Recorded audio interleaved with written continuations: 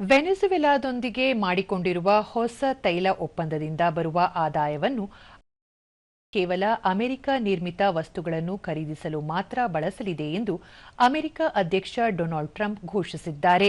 ಸಾಮಾಜಿಕ ಜಾಲತಾಣದಲ್ಲಿ ಈ ಕುರಿತು ಮಾಹಿತಿ ನೀಡಿರುವ ಅವರು, ವೆನೆಜುವೆಲಾ ಪಡೆಯುವ ತೈಲ ಆದಾಯವನ್ನು ಅಮೆರಿಕದ ಕೃಷಿ ಉತ್ಪನ್ನಗಳು, ಔಷಧಗಳು ಮತ್ತು ವೈದ್ಯಕೀಯ ಉಪಕರಣಗಳ ಖರೀದಿಗೆ ಬಳಸಲಾಗುವುದು ಎಂದು ತಿಳಿಸಿದ್ದಾರೆ.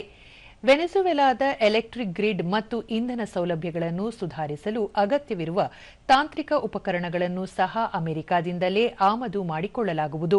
ವೆನೆಜುವೆಲಾದ ಮಧ್ಯಂತರ ಆಡಳಿತವು ಸುಮಾರು 3 ರಿಂದ 5 ಕೋಟಿ ಬ್ಯಾರೆಲ್ ಕಚ್ಚಾ ತೈಲವನ್ನು ಅಮೆರಿಕಕ್ಕೆ ನೀಡಲಿದೆ. ಇದನ್ನು ಮಾರುಕಟ್ಟೆ ಬೆಲೆಯಲ್ಲೇ ಮಾರಾಟ ಮಾಡಲಾಗುತ್ತದೆ.